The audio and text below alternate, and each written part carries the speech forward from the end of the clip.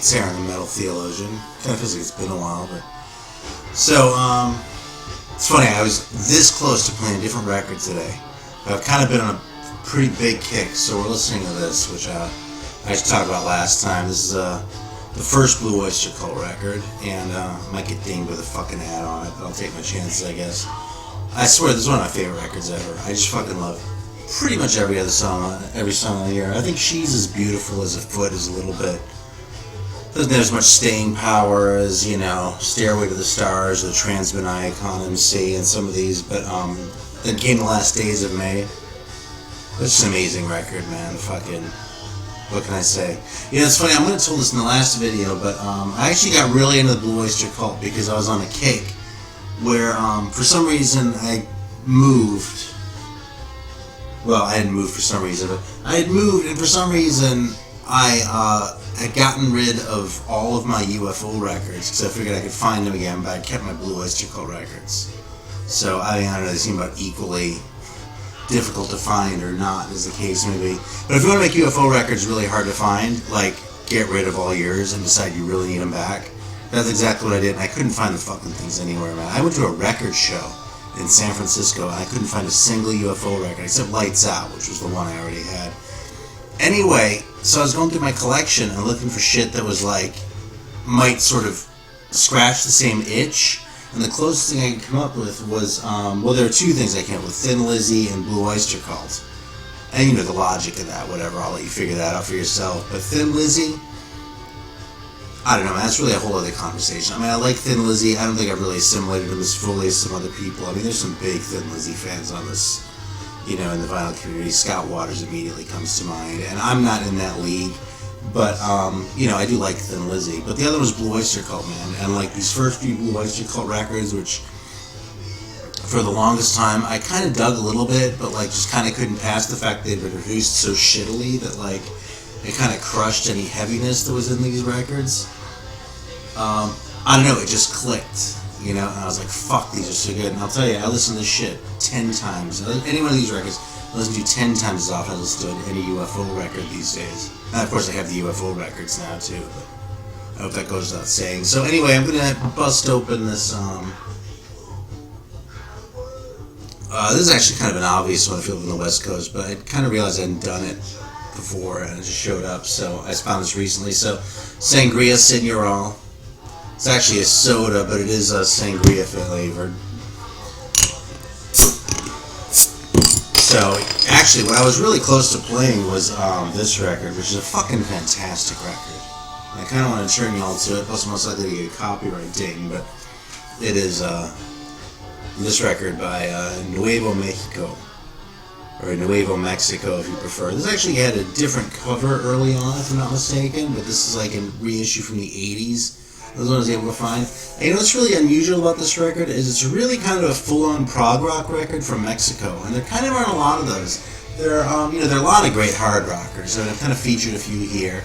There's really some with some prog tendencies, and there's some with some beat tendencies too, but that's not as much my thing, you know. Like Munster's done a lot of reissues of that shit, and I don't really show any of that because I don't have much. I have the Los Yorks record and Los Ovnis, and you know, there's nothing wrong with that stuff, but... But anyway, there's not a lot of like full-on prog, and this one, I don't know, there was something about that when I was really heavily into like Mexican stuff, it just kind of didn't seem right to me, and I just played it a few days ago and realized it's fucking prog rock record, that's why, you know, so, yeah, Sinfonia del Rock #1, I suppose that might have been a clue, you know, in 3 movements, or movimientos. But, yeah, I don't know, man. It's a fucking great record. This is what you would have been listening to if I hadn't needed a fucking Blue Oyster Cult fix right now. So let's bust out my sangria on that note, since this is also a hit show in Mexico. Or Mexico.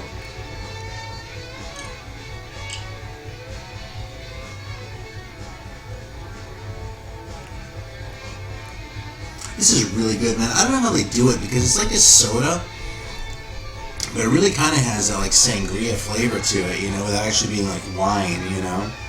It's definitely a little bit sweeter. But it's fruity and a little bit winey. But it's carbonated. It's just delicious, man. I actually haven't had one of these in years, so this is really fantastic. You've probably seen this before. I actually got this at the local Asian market. But if I can find that shit here in South Carolina, you can probably find it wherever the hell you live. Alright, so a little bit of gratitude goes out to Mr. Ben Costello, who actually also showed this in his last video, but he sent me a message a couple weeks ago saying, dude, grab this right now. You won't regret it. Trust me, you know? And he was absolutely fucking right. This is an awesome record. It's actually kind of not what I expected. I heard someone in the VC talk about it. It sounded interesting. But this is just like a full-on electronic record by Bezom and Rizé. And it's called Pol, I guess. I don't know, my French isn't all that great. But aside from that, it has a great cover. This is just like electronic. I wouldn't say electronic weirdness, but it's actually really kind of structured and has kind of a it really coheres in a way that a lot of electronic records don't. A lot of electronic records I like, by the way, too. I have a lot of patience when it comes to bullshit electronic music, just because I'm a sucker for the sound of early synthesizers. But this thing just gels. It's kind of hard to come up with words for it. Maybe if I'd played it more before shooting my mouth off about it in this video, I'd be a little bit better off. But it's a brand new reissue. I don't know how many they did, but I suspect it's not a lot, because frankly, if I were reissuing that thing, I don't think I'd press up exactly a shitload either, because that's the way it goes. But it's an awesome record, man. And Ben, thanks for the tip. Totally appreciate it. That thing fucking rules. Yeah, on that note, actually, a lot of people have been showing Popol Records, so I kind of just busted this out to show it. I actually haven't played it lately, but I do love this record. This is my original press of the first one. I have a few other Popol Vuhs, but this is my only original, so it's actually has that, and the cool gatefold I'll show off, and I'll actually show the Liberty label, too. So there's the inside, which is a little bit hokey. But there's the Liberty label too, hopefully you can see that.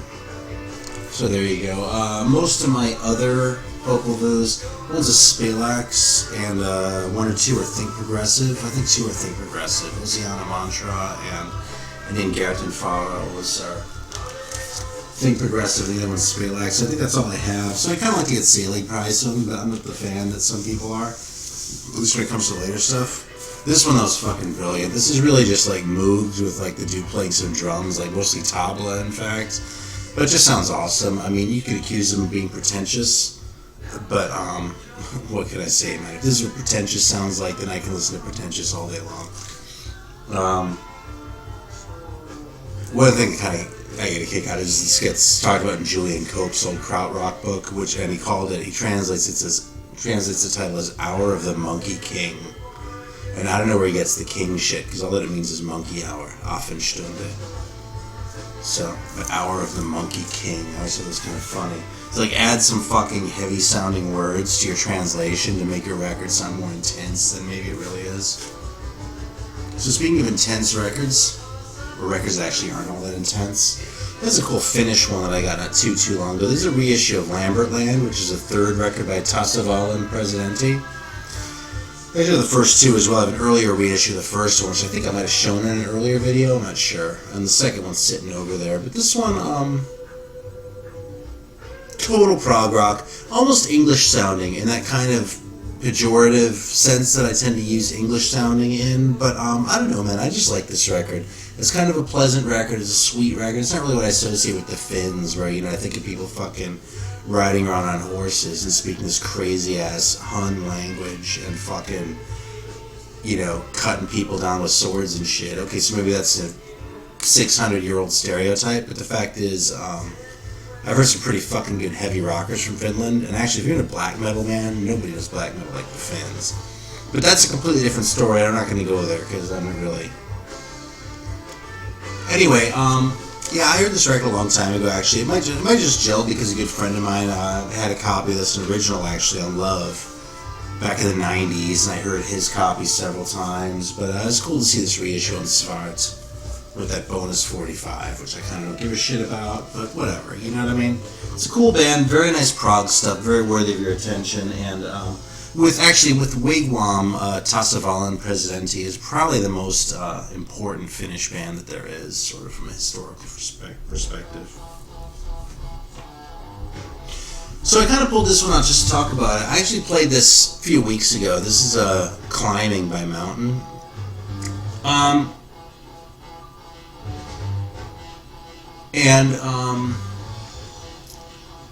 Okay, so this is a reputation. Mountain is sort of one of those this band is like this early heavy rock band that seems to get overlooked all the time. So I, busted this out. Actually, you know something? I busted this out because it's a new copy I just got. My old copy was kind of wrecked, like the spine was all fucked up because there's a wallet cover. And I was like, oh, cool, right on. I can upgrade my copy of Mountain Climbing. I don't think I paid more than a couple bucks for this thing. So I busted it out and put it on. And I was like, you know something? There's exactly the sound that I'm after with this kind of shit. It's a little bit bluesier than I normally go for, okay? Like, if the first Sabbath record is bluesy, this is like super bluesy. This is more like the Groundhogs. The first Groundhogs crossed with the first Sabbath, okay? But there's something about it. It just seemed less listenable to me. I can't put my finger on what it is, although it's kind of a weird personal thing, and I'm bringing this up because I want to know if anyone else responds the same way. Something about this record is really fucking depressing for me. I don't know what it is, but there's something about this record that just brings my mood down, you know what I mean? I listen to side one of this, and I'm just like, man, fuck, dude. And it's funny, man, because I listen to all sorts of depressive shit, you know what I mean? I listen to like a DSBM record, just fucking laugh about it, you know what I mean? Or, some like schmaltzy shit, but there's something about this record where, I don't know, man, it's just, I want to say that it's dark, but it's not particularly dark. It's no darker than a ton of shit that I listen to, and it's less dark than another ton of shit that I listen to, It's not all that heavy, it's not all that, intense as far as the themes go or anything like that. There's just something about this record that depresses me, man, so I'm really curious. I like to solicit comments normally. I'm wondering if anyone else responds the same way to early Mountain. And if not, if there's anything else like that that just sort of puts you in a fucking weird headspace. Because Mountain does that, man, every time. And I've known about Mountain for, 20, 25, 30 years, something like that. Never really latched onto them. And every time I listen to it, I go, something, I should like this band more, but there's something about this band that's just not doing it for me. And that's kind of what it is, man. It just fucking bums me out. I don't know. It's weird.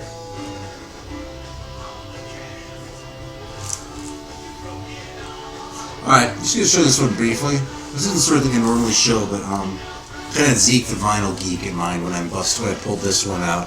This is a late 60s one. It's actually on the Uni label, which what the hell I'll show because it's cool. But this is The Hook, and they made 2 records. This is the first one I've heard. The only one I own. Well, yeah. This is The Hook Will Grab You. The other one is called Hooked. I think this is the first one. The other one's the second one, but I'm not sure. I actually found this when I was in Greenville a couple months ago. There's the Uni label. I actually used to collect Uni records, but I ended up getting rid of most of them just because most of them were just too hippie for me. And I was like, man, I have all these fucking Uni records, and all of them suck except the Yellow Pages record and the Lucifer record. I didn't have this one yet, so what the fuck am I doing this for? I actually really don't like Giant Crab or whatever. I want to like Giant Crab. Like a record's called Giant Crab, A Giant Crab Comes Forth. I want to like that record, but the trouble is, the record sucks. This one, though, is really, it's like late 60s, and it sounds late 60s, but it's a really no-shit rocker in a way that, like, a lot of these kind of records aren't, because they kind of tend to wuss out or just pull back from, like, the heaviness, you know what I'm saying? I almost want to put it on a shelf next to The High Tide for that, but it's really not as heavy as The High Tide, so take that with a grain of salt. If you're looking for the next second coming of sea shanties, well, just don't listen to it that way. Listen to it on its own terms. Say, well, this is going to be The Hook, and it's going to be pretty heavy and pretty rocking, but it's not going to be as good as Sea Shanties by High Tide. And you'll probably dig this a lot. I mean, just look at that. It's a fucking great cover, isn't it? I mean, come on. Alright, so the next one here, there's another one I used to have. This is another kind of weird one. This is Ceremony by Spooky Tooth with Pierre Henry. And I don't know if you're familiar with this one. Spooky Tooth, I know a couple people have talked about in the VC. I actually busted a couple of these out, just sort of show them as visual aids. But Spooky Tooth is probably best known for 2 things. There's an old, like, kind of hard rock group, not all that heavy, but fun to listen to. This record, Spooky 2, contains a song that was covered by Armageddon out of Germany, but also more famously by Judas Priest, called Better By You, Better Than Me. So, you gotta hear the original, right? But the other thing is that this band puked up Gary Wright, who wrote that Dreamweaver song too, which was awful. Now, Pierre Henry is like a musique concrète guy. Like, if you go looking for his shit, the record store will probably be in the classical section, and, what makes musique concrète versus whatever else. I don't want to get too deep into it, especially because I'm not really qualified to talk about it, but, this is probably his most famous record. There are a couple other realizations of this, but this is Le Voyage, which is the fantastic journey from death to life, an electronic score based on the Tibetan Book of the Dead. All electronic music. This is one of those records. Sometimes I like to talk about records where you ought to listen to them because you should know what they sound like. Even if you hate them, you'll learn something by having heard them. And so I would advise to everyone, no matter how much of a metalhead you may be, because I know that there are a couple of metalheads out there who still watch me once in a while, and I'm not losing you with records like this shit. But check this shit out. Fucking look for Henry Voyage, or type in Henry Voyage into YouTube, and it'll come up with the Pierre Henry Le Voyage. And it's just an unbelievable record. Like, the fact that someone made a record that sounds like this just blows my mind. I actually heard that for the first time when I was in high school.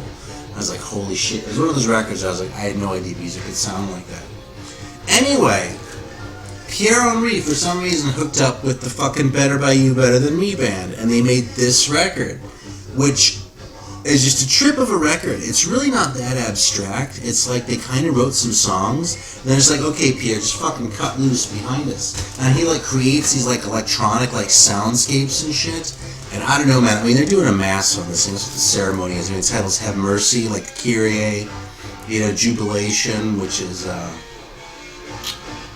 Jubilate, I guess, Confession is like a credo or something like that. But I mean, this is literally like the Latin Mass, you know what I mean? The Kyrie actually contains the Gloria that you normally hear. I was listening to it before. It's in English, but point is,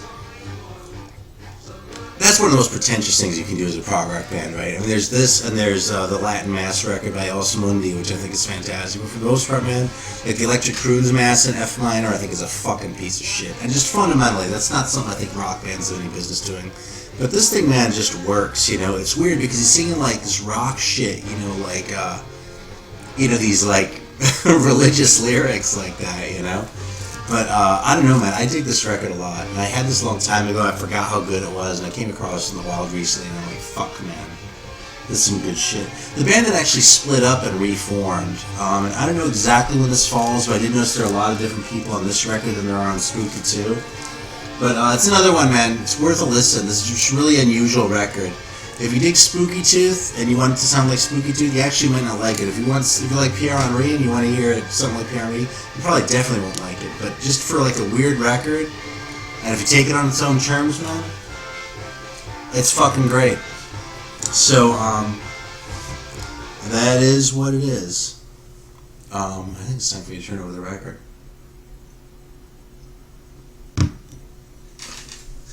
Yeah, because I'm not done talking yet, so. How was it? I'll be right back.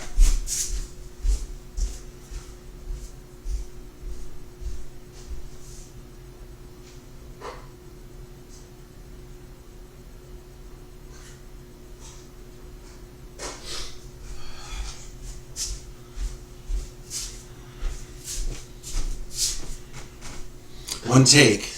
Actually, I'm kind of proud of when I get up and play the records that I've mastered the art of positioning myself relative to the camera so that you can't see that I'm not wearing pants. Alright, so check it out. Here's another one that I just got. It's being reunited with an old friend. There we go. How's that for an obvious record for y'all? And I made a comment before about the pejorative sense in which I use English, prog rock, or English as an adjective to describe prog rock that I don't, especially shit I don't like. I always said pejorative, but I don't know, man. I'm just fucking coming back around on some of the stuff. I haven't really been much of a Genesis fan in a long time. I think I've showed one or two other Genesis records, but something? I heard this record, I was like listening to it on YouTube at work or something like that. I was like, man, that's a really fucking good record. Because, I've always liked, like, the Music Box and Return of the Giant Hogweed. But like the songs on this thing on side 2, that, you know, back when I was like more of a Genesis fan, like when I was in high school, side 2 of this record just didn't really do it for me particularly. I just listened to it before, like when I was doing dishes, and I was like, man, this is really nice. There's nothing wrong with it, you know, like Harold the Barrel and shit like that. So, yeah, I really enjoyed this. I'm kind of stoked about this because, check out this label on this bag. But I'll tell you right now, there's a US press because it's worth like a lot if I had a UK press with this label. But bam! Actually, never seen one of these before. The pink Charisma Scroll label. Oh yeah, it's distributed by Buddha. It even has the Buddha Records inner, which was actually ripped. I don't know if you remember, but from an old video I talked about I was going to start repairing these because so many of us have thrown these printed inners away over the years. They're starting to not turn up so much, so I'm going to try and like preserve mine whenever I can. So this fucking thing, I'm happy to say I managed to preserve in a condition that I think is acceptable for storing a record in. So I'm putting my money where my mouth is. But I don't know, man, you know, it's like I've been digging Genesis. I've been listening to them every day. You know, I don't want to like overstate. I really enjoyed this one. Scott sent me a copy of Trick of the Tail a while back, and I've been all over that one. And, you know, you're not going to see me showing any National Health records, but I've been going, you know, I really forgot how much I like Henry Cow. And, you know, Hatfield in the North I kind of don't give a shit about, but I've been thinking, you know, I really kind of wish I'd kept my Egg records. You know, so it's kind of creeping back on me a little bit, you know. Although, here's one that, before I go to that one that I was about to pull out, here's another one that is total prog that I really didn't dig very much. It's kind of a rare one. This is, if I'm not mistaken, this is a British band that originally got the record released in Germany. This is an Karma reissue by Odin. And I don't know, man, I just thought this record was kind of lame. You know something? I listened to it the first time. When I first got it, I kind of filed it away, and I was like, I was hoping to be like a heavy rock record. Because, I mean, they're called Odin, right? So what do you think? You think you're going to fucking rock, right? Yeah, it didn't really do anything for me. So I put it on recently, and I was like, oh, well, it's kind of a lame prog record is really what it is. I mean, it's not terrible, but like, I don't know, man. Originals of this fucking thing are pretty expensive.